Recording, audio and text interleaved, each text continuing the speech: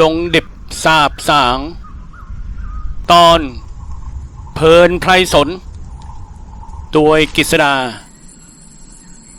แสงแดดยามเช้าสาดส่องผ่านกิ่งไม้ลงบนใบหน้าของพรานสอนพรานป่าหนุ่มหน้าตาดีผิวสีแทนวัย35 ปีรูปร่างสูงใหญ่พรานสอนเป็นลูกครึ่งไทยเยอรมันพ่อได้เสียชีวิตแล้วส่วนแม่เป็นคนไทยใหญ่ชาวเขาเผ่าลัวเขาอาศัยอยู่กับแม่ในหมู่บ้านเล็กๆใจกลางหุบเขาเด่นขี้นกอมก๋อยจังหวัดเชียงใหม่พรานสอนลุกขึ้นจากกองฟางยืดเส้นยืดสายเตรียมตัวออกเดินทางลุยป่าเพื่อเสาะหาอาหารป่าล่าสัตว์ซึ่งมันเป็นงานประจำของเขาพรานสอนเป็นพรานหนุ่มที่เก่งกล้าสามารถชำนาญการเดินทางในป่าดงพงไพรเขาใช้ชีวิตส่วนใหญ่อยู่ในป่าล่าสัตว์หาของป่ารู้จักสรรพคุณของพืชพันธุ์ต่างๆเป็นอย่างดีเช้านี้อากาศเย็นสบายกินดินเปียกโชยมาแตะจมูกเสียงนกร้องเพลงขับกล่อมบรรเลงตอนรุ่งเช้าช่างเป็นเช้าที่สดใสยิ่งนักแสงแดดยามเช้าสาดส่องผ่านกิ่งไม้ลงมายังพื้นป่าท่ามกลางความเงียบสงบเสียงนกร้องประสานกันเป็นบทเพลงแห่งธรรมชาติพรานสอนสะพายปืนลูกซองยาวคู่กาย1 กระบอกและเป้ที่เตรียมไปด้วยอุปกรณ์การดำรงชีพอยู่ในป่าเขาลำนาวไพรล่าสัตว์หาอาหารเช่นกระสุนปืนลูกซอง9 เม็ดมีดปลายแหลม1 เล่มกระติกน้ำไฟแช็กไฟฉายแบบคาดหัวจำนวน1 อันกาน้ำขนาดเล็กถ้วยชามและช้อนถุงพริกและเกลือและเสบียงอาหารแห้งเตรียมตัวออกเดินทางไปยังดอยม่อนจองเพื่อมุ่งหน้าสู่ภูเขียวป่าลึกที่เต็มไปด้วยความท้าทายชายหนุ่มก้าวเท้าออกเดินทางมุ่งหน้าสู่ใจกลางป่าทึบพงหญ้ารกทึบสูงท่วมหัวโบกสะบัดไปมาตามแรงลมเสียงนกร้องระงมสัตว์ป่าส่งเสียงร้องประสานกันดังก้องกังวานไปทั่วป่าใหญ่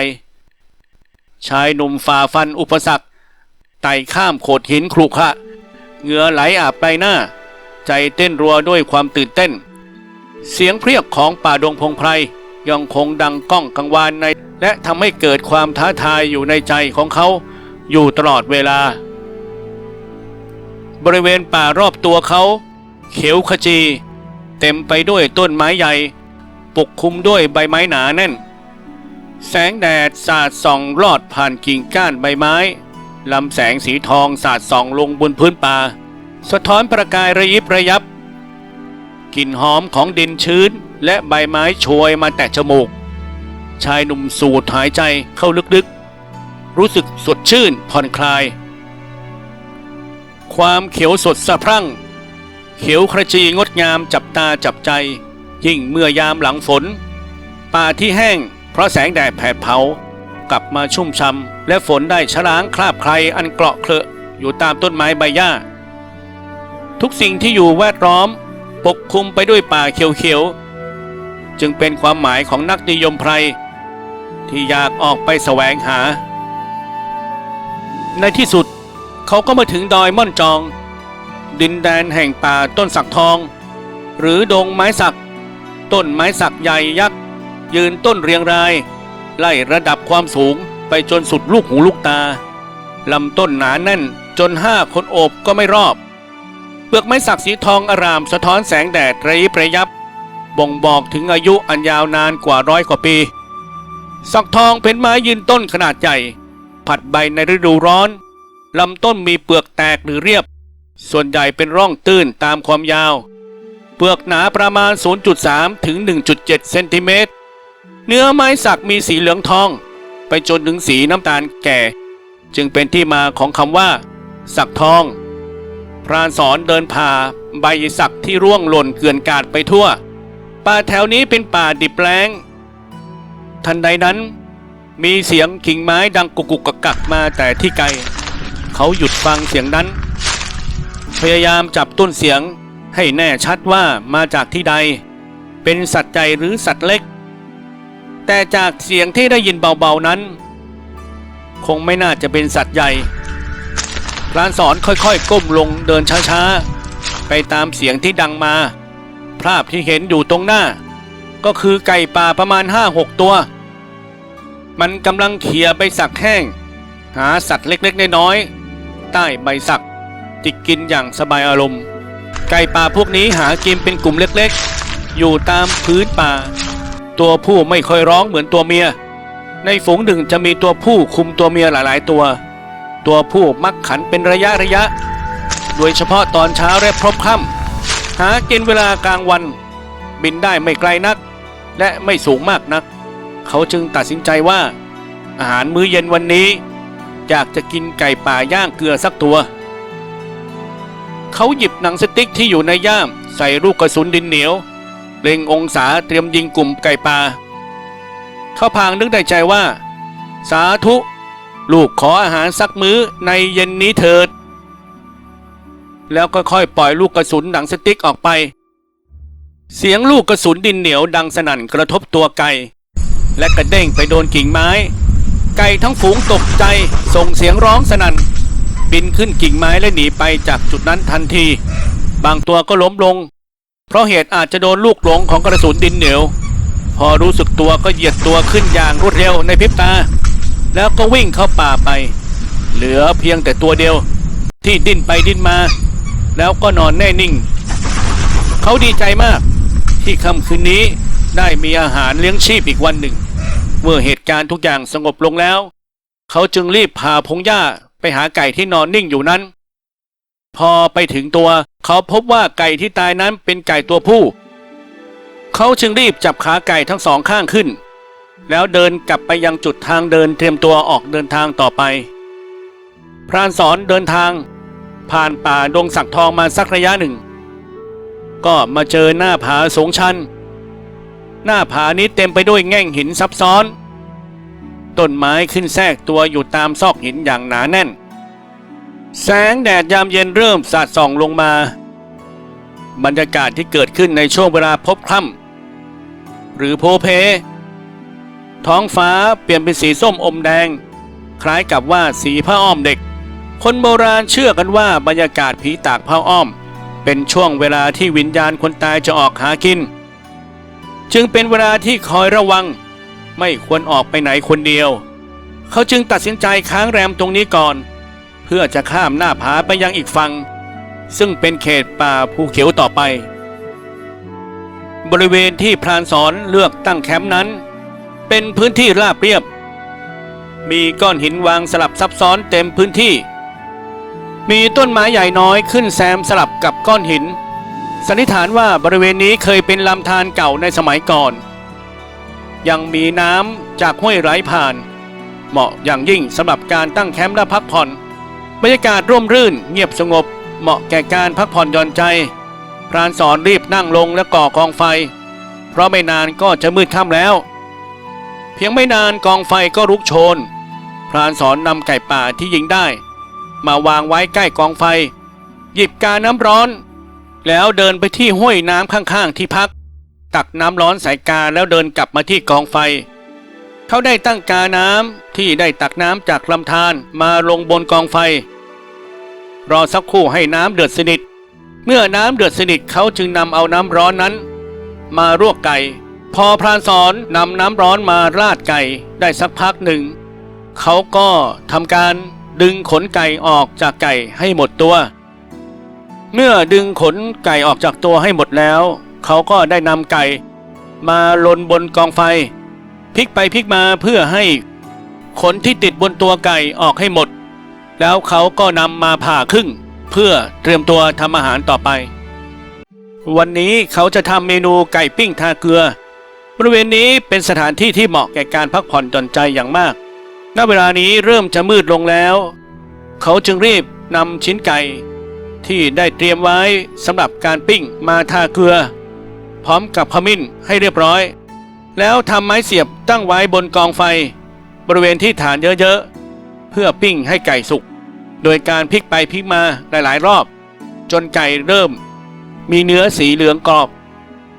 แสงไฟจากกองไฟลุกโชน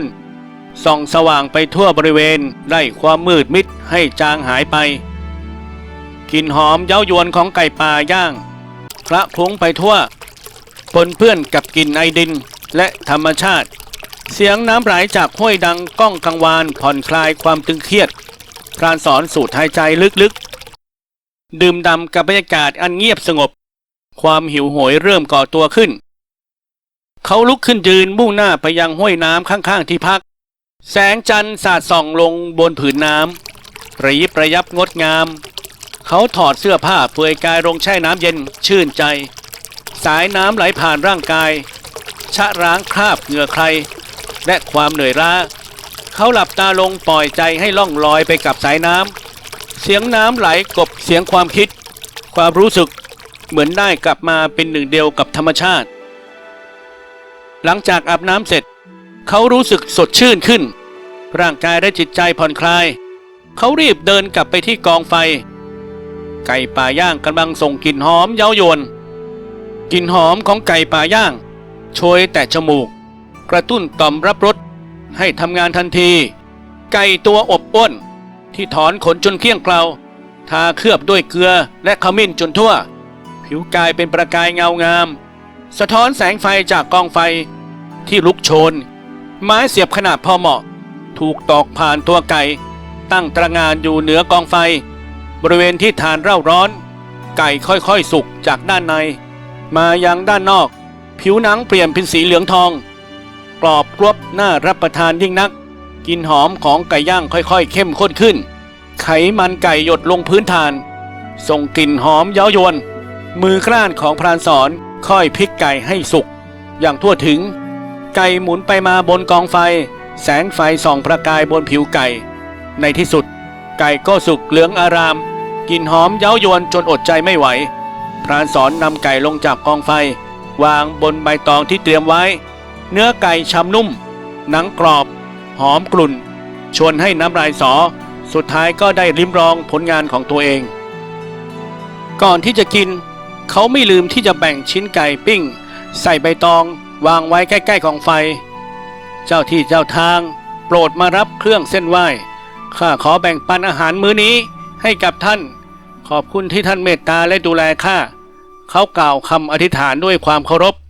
ต่อเจ้าที่เจ้าทางหลังจากนั้นพรานสอนก็เริ่มกินอาหารอย่างอร่อยพรานสอนรู้สึกอิ่มเอมใจกับอาหารที่ได้ลงมือทำเองไก่ป่าย่างหนังกรอบเนื้อฉ่ำช่างเป็นมื้ออาหารที่อร่อยและพิเศษที่สุดเขารู้สึกขอบคุณธรรมชาติที่มอบอาหารอันโอชะให้กับเขาเสียงจิ้งหรีดเรไรร้องระงมไปทั่วป่าบรรยากาศยามค่ำคืนช่างเงียบสงบแสงดาวระยิบระยับประดับประดาบนท้องฟ้าสีดำสนิทพรานสอนนั่งอยู่บนโขดหินจิบชาอุ่นๆกลิ่นหอมของชาโชยมาแต่จมูกช่วยให้รู้สึกผ่อนคลายเขามองดูธรรมชาติรอบตัวต้นไม้สูงใหญ่ยืนต้นใบไม้พลิ้วไหวตามแรงลมเสียงน้ำไหลจากห้วยดังก้องกังวานเสียงสัตว์ป่าร้องระงมเป็นบทเพลงแห่งธรรมชาติพรานสอนรู้สึกอิ่มเอมใจธรรมชาตินี้ช่างงดงามและยิ่งใหญ่เขารู้สึกโชคดีที่ได้มาสัมผัสกับบรรยากาศอันแสนวิเศษนี้เขานั่งสูบบุหรี่มองดูธรรมชาติรอบตัวบรรยากาศยามค่ำคืนช่างเงียบสงบพรานสอนเตรียมไฟฉายไว้ข้างตัวอาวุธปืนที่แนบไว้กับตัวทุกขนาดเวลาเป็นสิ่งที่ขาดไม่ได้กองไฟยังคงลุกโชนร้อนแรงเขาคอยเติมฟืนเข้าไปเป็นระยะนานเท่าไหร่ไม่รู้ที่เขานั่งจิบชาอยู่ดื่มด่ำกับธรรมชาติจนชาหมดแก้วเขารู้สึกง่วงจึงเดินกลับไปที่ใกล้กองไฟตรงที่เขาทำเป็นที่นอนไว้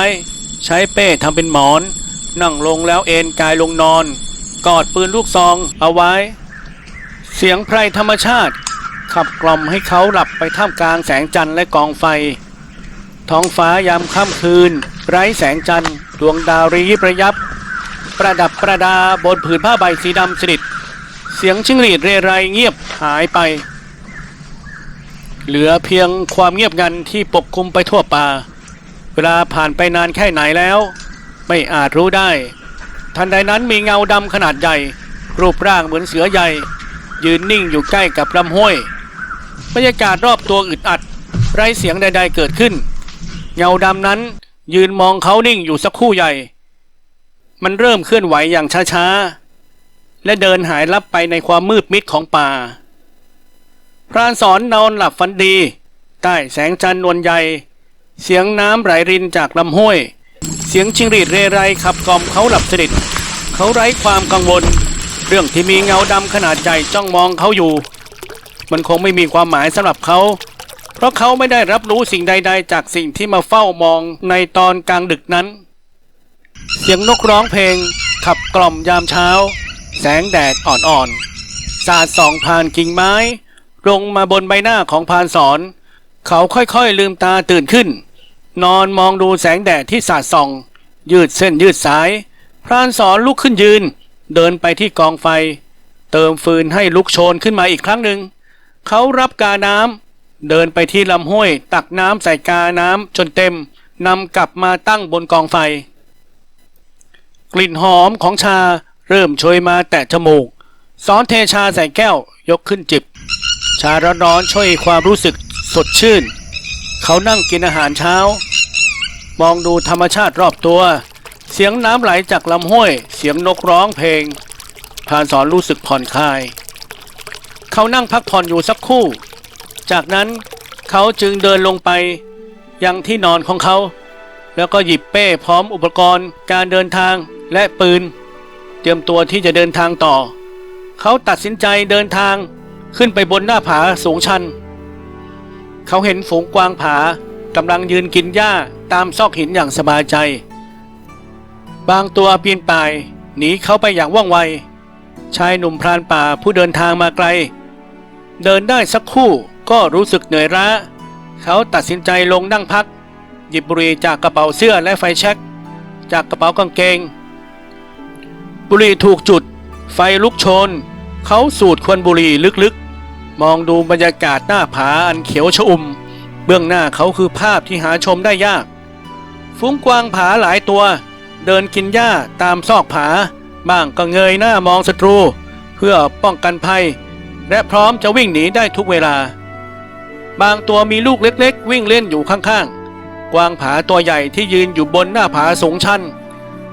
แสงแดดอ่อนๆของยามเช้าสาดส่องลงมาทาบทับไปบนผืนหินและตัวของกวางผาขนสีน้ำตาลเข้มของกวางผาตัดกับสีเขียวขจีของป่าเบื้องล่างดวงตาสีดำของกวางผาจ้องมองมาที่พรานสอนอย่างสงสัยกวางผาเป็นสัตว์เลี้ยงลูกด้วยนมมีกีบคู่ตามลำตัวมีขนหยาบและยาวสีน้ำตาลแดงแต่สีขนจะอ่อนลงเมื่อเข้าสู่ฤดูร้อนส่วนในฤดูหนาวขนจะยาวมากมีรูปร่างหน้าตาคล้ายแพะมีหูยาวขนตามลำตัวหยาบและหนามีสีเทาหรือสีน้ำตาลมีแถบสีดำพาดอยู่กลางหลังตัวเมียจะมีสีขนอ่อนกว่าตัวผู้บริเวณลำคอด้านในมีขนสีอ่อนริมผีปากและรอบๆตาสีขาวขาสั้นสีดำตัวผู้จะมีเขาที่หนาและยาวกว่าตัวเมียมีความยาวลำตัวและหัวราวๆประมาณ120เซนความยาวหาง 7.5 หรือ20เซนติเมตรความสูงจากพื้นดินถึงหัวไหล่ราวๆ50ถึง60เซนน้ำหนักอยู่ที่22ถึง32กิโลกรัมมันจะผสมพันธุ์ในเดือนตุลาคมถึงเดือนธันวาคมใช้เวลาตั้งท้องนานถึง 6-7 เดือนออกลูกครั้งละ 1-2 ตัวเป็นสัตว์ที่ตื่นตกใจง่ายเมื่อมันตกใจจะส่งเสียงร้องสั้นๆและสูง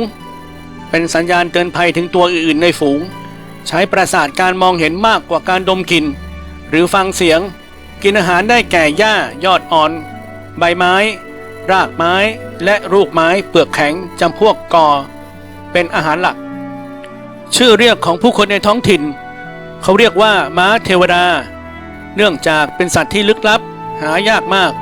และเมื่อพบเห็นตัวก็จะหลบหนีไปด้วยความรวดเร็วกวางผามักจะถูกล่าเพราะมีความเชื่อว่าน้ำมันจากกะโหลกมีคุณสมบัติทางยาสมานกระดูกรักษาโรคไขข้ออักเสบได้พรานสอนครุ่นคิดในใจว่ากวางผาพวกนี้คงจะรู้นะว่าถ้าอยู่ใกล้ชุมชนเมื่อไรคงจะสูญพันธุ์ไปหมดแล้วก็เลยหนีมาอยู่ซะป่าลึกเลย สายลมเอ่ยๆพัดผ่านใบไม้เสียดสีกันดังกริบกริบเสียงนกร้องประสานเป็นบทเพลงแห่งธรรมชาติเขายืนมองดูทิวทัศน์เบื้องหน้าภูเขาสูงสลับซับซ้อนป่าไม้เขียวขจีท้องฟ้าสีครามสดใสมันเป็นเช้าวันใหม่ที่สดใสพรานสอนรู้ตัวดีว่าเขาต้องรีบออกเดินทางต่อมุ่งหน้าสู่เป้าหมายด้วยความชำนาญเขาสำรวจร่องรอยต่างๆบนพื้นดินรอยเท้าสัตว์รอยขีดข่วนบนต้นไม้เขาวิเคราะห์และตีความมันราวกับอ่านหนังสือเขารู้ดีว่าข้ามหน้าผาแห่งนี้ไปแล้วก็จะเข้าสู่ภูเขาเขียวต่อไปพรานสอนปีนป่ายหน้าผาสูงชันมุ่งหน้าสู่ปลายอีกฝั่งหนึ่งทันใดนั้นเขาก็ได้ยินเสียงน้ำตกดังก้องเขาเดินตามเสียงของน้ำตกไปเรื่อยๆจนมาเจอลำธารน้ำใสไหลรินปลาแหวกว่ายไปมาอย่างอิสระเขาลุยข้ามลำธารมุ่งหน้าสู่ใจกลางป่าที่ลึกลับยิ่งขึ้นที่เต็มไปด้วยความอันตรายและความท้าทายสถานที่แห่งนี้ไม่ค่อยมีใครกล้าเข้าไปนักเขาพร้อมแล้วที่จะเผชิญหน้ากับทุกสิ่งที่รออยู่เบื้องหน้าเมื่อพรานสอนข้ามผ่านลำธารมาถึงอีกฝั่งเขาพบกับแม่น้ำสายกว้างใหญ่ที่ไหลรินเชี่ยวกราดสายน้ำสีเขียวมรกตสะท้อนแสงแดดระยิบระยับเสียงน้ำไหลรินดังก้องไปทั่วบ่งบอกถึงพลังอันยิ่งใหญ่ของธรรมชาติเขาสำรวจพื้นที่โดยรอบพบว่าอีกฝั่งของแม่น้ำเป็นพื้นที่โล่งกว้างเต็มไปด้วยกองหินสลับกันไปมาพื้นที่ราบเรียบนี้เหมาะแก่การนั่งพักผ่อนหย่อนใจรอให้ถึงเที่ยงวันเพราะจากที่เขาเดินมาจากฝั่งต้นสักทองและข้ามภูผาสูงชันที่มีเรียงผาอยู่เยอะๆเดินลัดเลาะป่าราบจนมาถึงที่ลำธารใหญ่ตรงนี้เรี่ยวแรงที่ใช้ในการเดินก็เริ่มเหนื่อยล้าและต้องการพักผ่อนเต็มทีติดตามดงดิบสาบสางตอนเงาร้ายในป่าลึก EP 2ในตอนต่อไปนะครับ